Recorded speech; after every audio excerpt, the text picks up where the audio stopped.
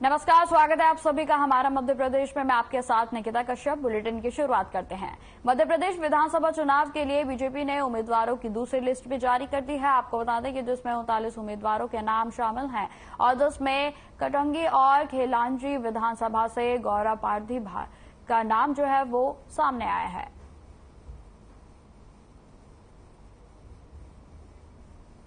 तो आपको बता दें कि जिस तरीके से आगामी चुनावों को लेकर संपूर्ण राजनीतिक पार्टियां अपना दमखम दिखा रही हैं और इसी बीच आपको बता दें कि अब दूसरी बार जो है बीजेपी ने अपने उम्मीदवारों की लिस्ट जारी कर दी है, जिसमें आपको बताते चले कि 39 उम्मीदवारों की जो लिस्ट है वो जारी की गई है। खेलांजी से गौरव पारधी का नाम सामने आया है और जिसके बाद गौरव पारधी समेत कार्यकर्ताओं में जो है उल्लास देखने को मिल रहा है। वहीं आपको बताते चले कि तमाम नेताओं के द्वारा जो है अपने क्षेत्र में कार्यों को लेकर तमाम दावे ठोके जा रहे हैं और जिसमें आगामी जीत का भी जो चुनाव आने वाले हैं उसमें क्षेत्र में जीत के भी दावे किए जा रहे हैं।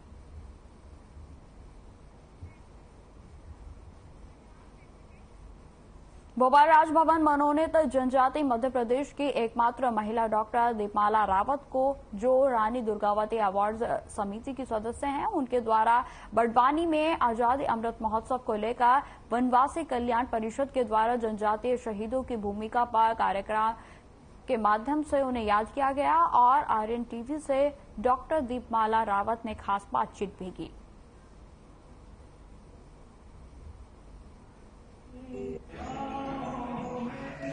वनवासी कल्याण परिषद द्वारा आजादी अमृत महोत्सव, हमारे साथ है राजभवन मनोनीत सदस्य एकमात्र महिला जनजाति से, उनसे बात करेंगे। दीपमाला रावत जी हमारे साथ है। आज आप बड़वानी आए आजादी अमृत महोत्सव को लेकर, जी बताएं इसके बारे में। जी नमस्कार। सबसे पहले आप सभी का, बड़वानी वासियों का हृदय से धन्यवाद करते हैं कि इस योग्य समझा कि हम अपने बच्चों को अपने समाज की कुछ बात कर सके, इसलिए आप सभी का धन्यवाद, आभार। आजादी अमृत महोत्सव यानी कि जनजाति द्वारा जैसे टंटिया मामा, बिरसा मुंडा, इनको भी लेकर क्या इस विषय पर चर्चा हुई यहाँ पर? जी बिल्कुल। आज का जो कार्यक्रम का मूल विषय है यही है कि स्वतंत्रता संग्राम में जनजाति नायकों की भूमिका, देश की आजादी में जनजाति समुदाय की क्या भूमिका रही, उनका क्या योगदान रहा, ये उसी विषय के मूल आधार पर इस संगोष्ठी का आयोजन किया गया था। दीपमाला जी, सरस्वती नर्सिंग कॉलेज ही क्यों चुना आपने? जी ऐसा नहीं है, शायद आपको नहीं पता होगा कि पिछले 1 साल से अनुसूचित जनजाति आयोग दिल्ली इस कार्यक्रम को ऑर्गेनाइज करवा रहा था, जिसमें पूरे भारत देश के 125 विश्वविद्यालयों में ये कार्यक्रम आयोजित हुआ है और मध्य प्रदेश के 85 से ज्यादा महाविद्यालय, जो शासकीय महाविद्यालय हैं, उनमें ये कार्यक्रम आयोजित हो चुका है। और अब इसी श्रृंखला में जब प्रशासनिक यूनिवर्सिटी, प्रशासनिक महाविद्यालय इस अमृत महोत्सव में सहभागी बने, तो हम प्राइवेट कॉलेज, प्राइवेट महाविद्यालयों को इससे कैसे अछूता छोड़ सकते हैं। अच्छा, मतलब कि वनवासी कल्याण परिषद चाहता था कि जो प्राइवेट कॉलेज उनको भी इस वनवासी कल्याण परिषद द्वारा आजादी अमृत महोत्सव में जोड़ा जाए, कनेक्ट किया जाए। विधानसभा चुनाव भी काफी करीब, इस बारे में थोड़ा सा कुछ बताएंगे? जी देखिए, चुनाव का ये विषय नहीं है, क्योंकि आज विषय है जनजाति नायकों का देश की स्वतंत्रता में उनकी भूमिका, उनके योगदान को याद करने का। राजनीतिक मापदंड में देखेंगे तो कहीं ना कहीं हम जनजाति नायकों को जाति सूचक रख के और उनको सीमित कर देंगे, जो कि उनके जो देश के लिए, जो उन्होंने आजादी के लिए जो अपने प्राणों की आहुति दी, वो अन्याय होगा। इसलिए देश मातृभूमि का सपूत होता है, वो जाति धर्म पंथ से परे होता है।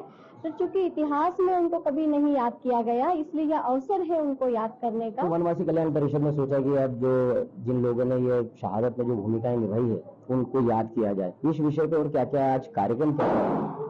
जी देखिए, ये तो एक ऐसा विषय है कि आप बार बार उससे कह रहे हैं कि जनजाति कल्याण आश्रम ने सोचा, वो विषय ही नहीं है। दूसरा ये है कि जनजाति कल्याण आश्रम के तत्वाधान में ये वो सूचीबद्ध करा है इस विषय को कि इसे हर जगह किया जाए और कोई भी इस अमृत महोत्सव की उस पावन धरा के उन वीरों की शहादत से अछूता कोई भी ना रहे, चाहे वो प्रशासनिक हो, चाहे गैर प्रशासनिक हो, चाहे वो जनजाति समुदाय से हो, चाहे वो गैर जनजाति समुदाय से हो, सभी को अपने नायकों को शहादत देने का अवसर मिले। आजादी अमृत महोत्सव पर दीपमाला रावत जी क्या संदेश देना चाहेंगे आप? जी, आजादी के अमृत महोत्सव पे हम यही संदेश देना चाहेंगे कि आजादी इस देश में रहने वाले हर व्यक्ति की वजह से हमें मिली है, तो हर व्यक्ति को जिसने देश की आजादी में अपने प्राणों की आहुति दी है, उसको याद किया जाए, उसको शहादत दी जाए, उसको वो स्थान दिया जाए जो इतिहास में उनको नहीं दिया। शायद इसीलिए जनजातीय नायकों पर केंद्रित ये संगोष्ठियां हम अलग अलग विश्वविद्यालयों में कर रहे हैं। हमारे साथी दीपमाला रावत, मैं कमलेश सलासिया, आप देखें आर्यन टीवी। छिंदवाड़ा के कलेक्टर सभा कक्ष में हर सोमवार की तरह समीक्षा बैठक का आयोजन किया गया और जिसमें सभी विभाग के समस्त अधिकारी भी उपस्थित रहे। वहीं आपको बताते चले कि अपने कार्य की जानकारी से अवगत कराया गया और कलेक्टर ने समय पर कार्य पूरा करने के भी दिशा निर्देश दिए। तो आपको बता दें कि समीक्षा बैठक का आयोजन किया गया जिसमें समस्त अधिकारीगण जो है मौजूद रहे। वहीं आपको बताते चले कि शीर्ष अधिकारियों के द्वारा तमाम तरीके के दिशा निर्देश जो हैं वो इस बैठक में दिए गए। वहीं आपको बताते चले कि आगामी त्योहारों को लेकर भी कड़े निर्देश जो है वो दिए गए हैं और क्षेत्र में किस तरीके से सुरक्षा व्यवस्था मुस्तैद करनी है उसको लेकर भी कई अहम निर्देश दिए गए। साथ ही साथ आपको बताते चले कि हर सोमवार को यह बैठक आयोजित की जाती है जिसमें तमाम मुद्दों पर चर्चा की जाती है और समस्त जो अधिकारीगण होते हैं वो इस दिन मौजूद रहते हैं और हर सोमवार की तरह इस सोमवार को भी इस बैठक का आयोजन किया गया जिसमें कई तरीके के दिशा निर्देश जो है दिए गए।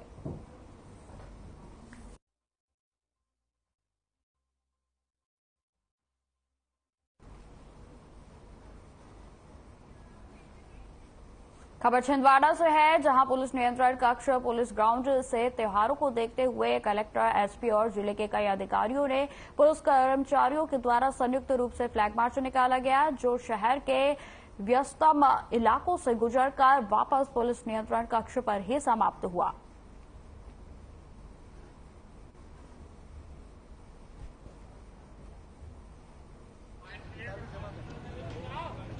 छिंदवाड़ा में माननीय डीएम महोदय के साथ और प्रशासनिक टीम के साथ पुलिस के जवानों द्वारा फ्लैग मार्च निकाला गया। फ्लैग मार्च में पहले पैदल और फिर गाड़ी के माध्यम से शहर के सभी प्रमुख स्थान कवर किए गए। त्योहार को ध्यान में रखते हुए जुलूस और विसर्जन के स्थानों का भ्रमण किया गया। साथ ही ट्रैफिक और लॉ ऑर्डर की समस्या से संवेदनशील स्थानों को देखा गया। उम्मीद है इससे शहर में एक पॉजिटिव मैसेज किया गया हो और पुलिस प्रशासनिक टीम के एक साथ होने का और उनकी गतिविधियों का एक अच्छा प्रमाण हमने आज छिंदवाड़ा जिले को प्रस्तुत किया हो। आने वाले त्योहार और इलेक्शन के हिसाब से पुलिस और प्रशासन की मशीनरी ने आज कॉन्फिडेंस बिल्डिंग मेजर में शहर के विभिन्न इलाकों में फ्लैग मार्च किया है और हम लोग पूरे शहर का इसमें भ्रमण किया गया है जिसमें सभी पुलिस के ऑफिसर्स, सभी मजिस्ट्रेट्स भी थे और एक पूरा कॉन्फिडेंस बिल्डिंग मेजर के रूप में ये फ्लैग मार्च हुआ है।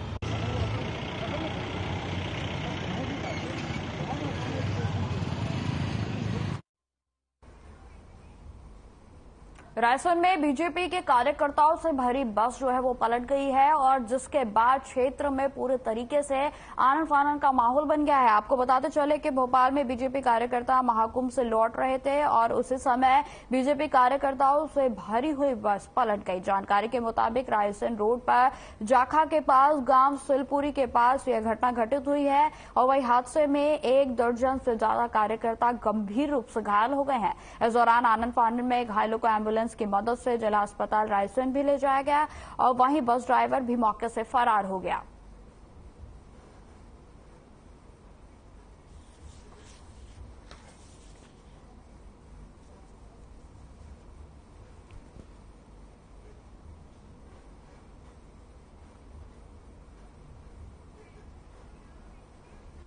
देश के विभिन्न शहरों में मेले का आयोजन किया जा रहा है और इसी बीच समागम मेला जो है अपने जोरों पर है। आपको बताते चलें कि शहरों में शिल्प समागम के सफल आयोजन के बाद अब ऐतिहासिक नगरी ग्वालियर के शिल्प ग्राम सूर्य नमस्कार चौक के पास शिल्प समागम मेले का आयोजन हुआ है। प्रधानमंत्री नरेंद्र मोदी ने सबका साथ सबका विकास के मूल मंत्र पर आधारित इस मेले का उद्देश्य लोगों को अपने उत्पादकों का प्रदर्शन के साथ साथ बिक्री के लिए बड़ा मंच प्रदान करना है। आपको बताते चले कि समागम मेले में विभिन्न राज्यों से आए आर्टिसंस और उनके द्वारा बनाए गए बेंत और बांस, हस्तशिल्प, हथकरघा, काशीदाकारी और कपड़े जो है, dress material, shawl, jacket, organic शहद, अचार, चाय, खिलौने, अगरबत्ती आदि की जो तमाम तरीके की चीजें हैं उनकी बिक्री हो रही है। और इसके अलावा मेले में जगह जगह लगे सेल्फी पॉइंट्स लोगों के आकर्षण का केंद्र बन रहे हैं। साथ ही साथ आपको बताते चले कि मेले में देश भर के स्ट्रीट फूड का भी स्वाद लिया जा रहा है।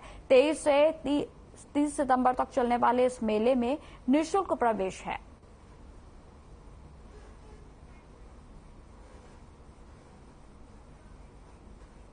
पुनासा जनपद के बिजोरा माफी पुनर्वास पंचायत में मुख्यमंत्री शिवराज सिंह चौहान के द्वारा चालू की गई लाडली बहना आवास योजना में फॉर्म भरने के पहुंचे लाडली बहनों की भीड़ जो है वो उमड़ रही है। वहीं आपको बताते चले कि प्रदेश के मुख्यमंत्री शिवराज सिंह चौहान के द्वारा बहनों को सशक्त और आत्मनिर्भर बनाने के लिए लाडली बहना योजना चलाई जा रही है और हर 10 तारीख को बहनों के खाते में राशि डाल दी जा रही है। और साथ ही साथ यह कदम जो है वो आगे निकलते हुए मुख्यमंत्री शिवराज सिंह चौहान के द्वारा अब लाडली बहनों के लिए लाडली बहना आवास योजना भी चालू की गई है। वहीं पुनासा जनपद में इस योजना को बहनों तक पहुंचाने के लिए कोई कसर नहीं छोड़ी जा रही है। पुनासा जनपद की ग्राम पंचायत बिजोरा माफी पुनर्वास में लाडली बहना योजना के अंतर्गत लाभ लेने और फॉर्म भरने के लिए पंचायत भवन में भारी भीड़ जो है वो उमड़ी। वहीं आपको बताते चले कि बिजोरा माफी पुनर्वास पंचायत में 350 के लगभग लाडली बहन आवास योजना के फॉर्म अभी तक भरे जा चुके हैं।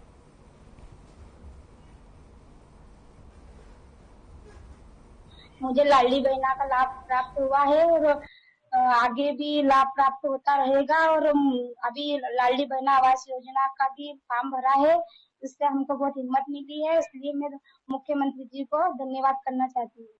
ग्राम पंचायत बिजोरा माफी में लाडली बहना आवास योजना अंतर्गत आवेदन शासन के माध्यम अनुसार लिए जा रहे हैं एवं 350 आवेदन अभी तक भरे जा चुके हैं एवं शासन की योजना जो चलाई गई है उसमें और भी जो शेष आवास में छूटे हुए लोग हैं उनके आवेदन लिए जाएंगे।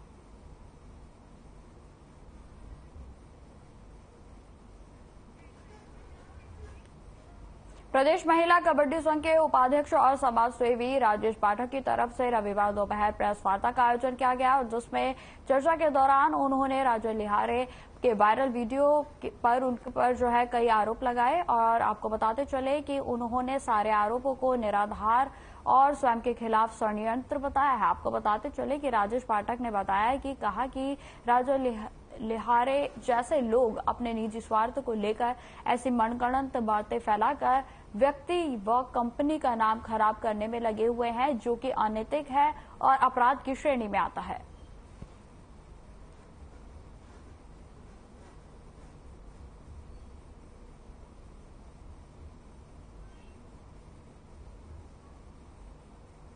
किसके ऊपर जाएगा, लेकिन इनको तो इससे मतलब था नहीं। इनको इससे मतलब नहीं कि रेत यहाँ सस्ती मिल रही है, इनको इससे मतलब नहीं है कि यहाँ ट्रैक्टर वालों को किस्त पट रही है, इनको इससे मतलब नहीं है कि लोगों को रोजगार मिल रहा है, इनको इससे मतलब है कि हमको क्या मिल रहा है। तो इसलिए इन्होंने साठ गांठ करके वायली कंपनी से इस ठेके को अधिकतम रेट में कंपटीशन करा के उसको बढ़ा। अब आप समझ लो, मैं एक उदाहरण देता हूँ। पिछले ठेके में 1 घन मीटर रेत की गारंटी हम सरकार को 300 रुपए दी।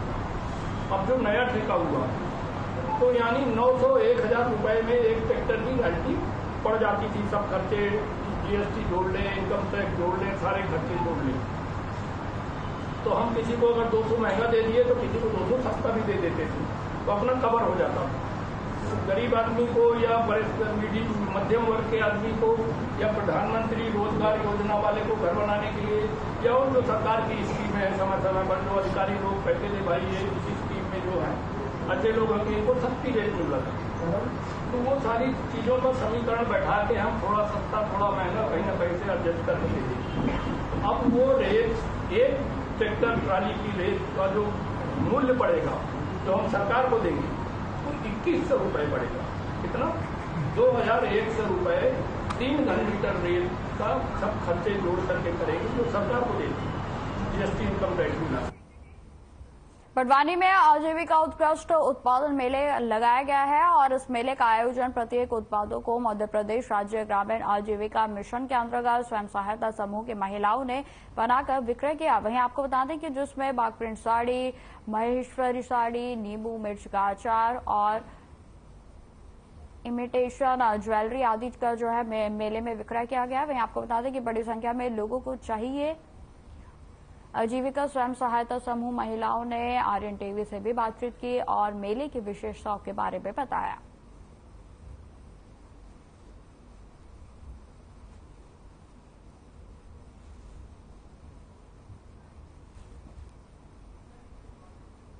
बड़वानी में जिला पंचायत और जिला पंचायत की बड़वानी जनपद में आजीविका मिशन द्वारा कुछ उत्पाद बनाए गए हैं। स्व सहायता समूह द्वारा बात करेंगे, ये क्या बनाया है आपने? ये सर साड़ी है, सूट है, बाग प्रिंट की और बेडशीट है। कहाँ बनाई आपने? ये अपने ग्राम सजवानी में। सजवानी में बनाई। पोस्टर एक और आर्टिफिशियल कुछ चीजें हैं, ज्वेलर्स बनाए हैं, आर्टिफिशियल ज्वेलरी है, बात करेंगे। आपका नाम बताइए।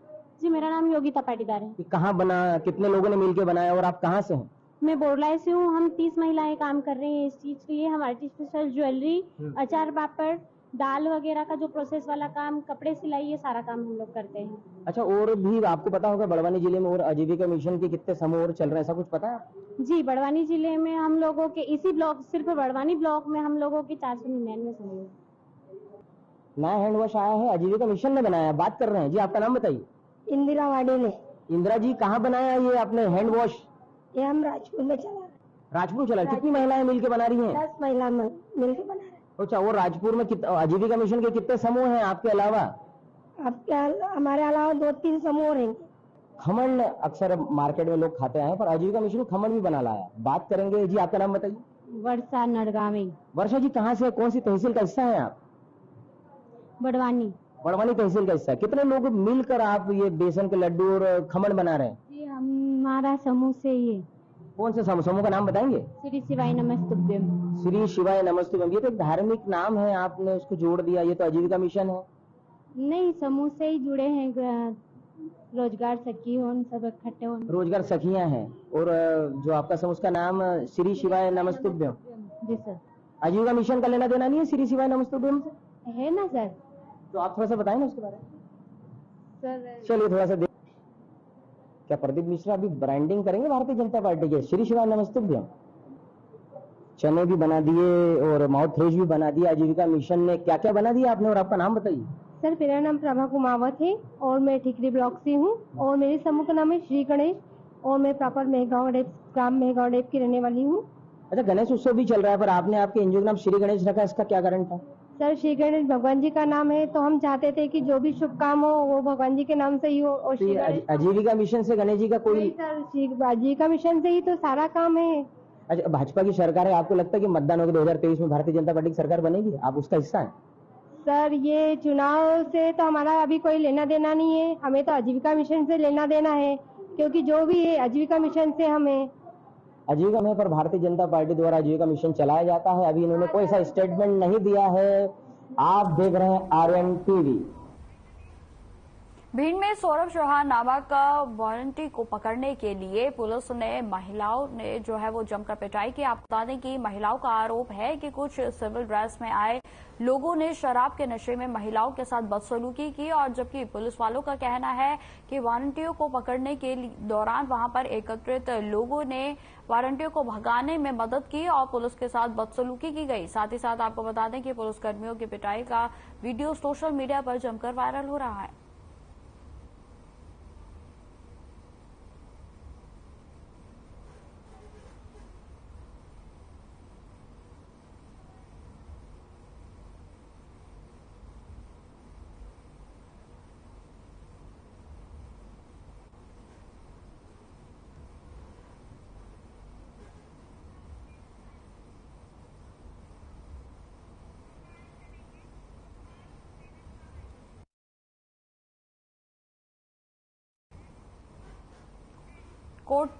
कोर्ट द्वारा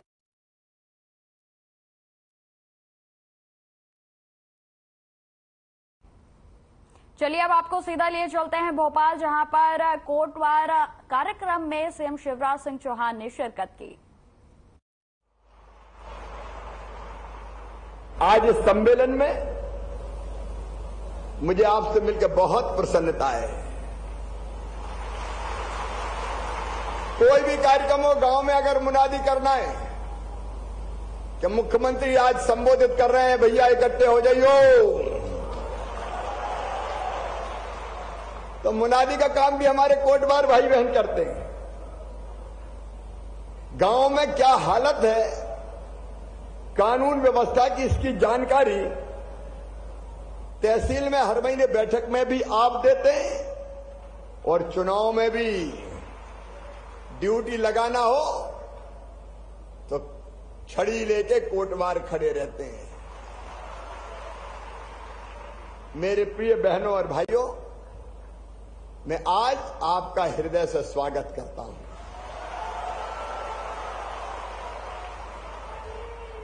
देखो, मैं ऐसा मुख्यमंत्री नहीं हूं कि अपने आप को बहुत बड़ा मानूं और अहंकार से भर जाऊं। जैसा मैं हूं वैसे मेरे कोटवार भाई बहन हैं। आप भी महत्वपूर्ण काम कर रहे हैं। आपकी जगह आपका काम महत्वपूर्ण है, और इसलिए इंसान की गरिमा का सम्मान करना चाहिए। कोई छोटा बड़ा नहीं है, सब बराबर। मेरे प्रिय बहनों और भाइयों, मैं सरकार नहीं चलाता, मैं परिवार चलाता हूं। परिवार, हम सब एक परिवार के अंग हैं। अपना इतना बड़ा परिवार है, और परिवार के कष्ट कठिनाइयों की चिंता करना मुखिया के नाते मेरा काम है। सबकी चिंता कैसे हो, और समाज के हर वर्ग के कल्याण के काम करने की मैं कोशिश कर रहा हूं। अब लाडली बहना जैसी योजना, जिसके दिल में बहनों के लिए संवेदना और तकलीफ है, वो ही लेके आ सकता था, और कोई में ताकत नहीं थी कि इतनी बड़ी योजना लेके आ जाता। मैं जहां जाता था, मेरे कोटवार भाई कहते थे, मामा हमें भी बुला लो।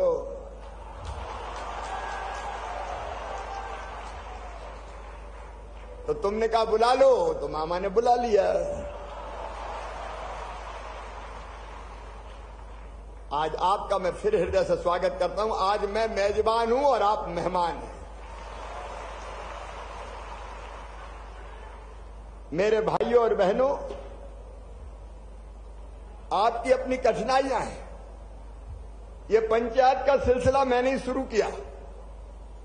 सबसे पहले मुख्यमंत्री बनने के बाद मैंने पहली कोई पंचायत बुलाई थी तो वो कोटवार पंचायत ही बुलाई थी, और उस पंचायत में मैंने कहा था कि कोटवार मेरे जासूस है, जासूस। हर अच्छे बुरे की खबर देंगे, और वो काम आप अभी तक कर रहे हो। और इसलिए मेरे कोटवार बहनों और भाइयों, एक तो आप सब स्वस्थ और प्रसन्न रहें, इसलिए सभी कोटवारों को स्वास्थ्य बीमा योजना का लाभ दिया जाएगा।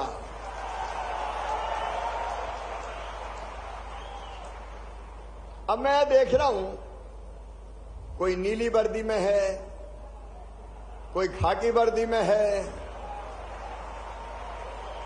अरे वर्दी का रंग एक होना चाहिए कि नहीं?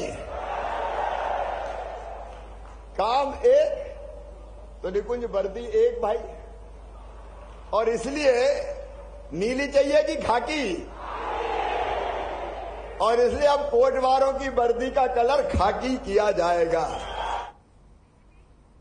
फिलहाल इस बुलेटिन में इतना ही। खबरों की और भी जानकारी के लिए बने रहे हमारे साथ।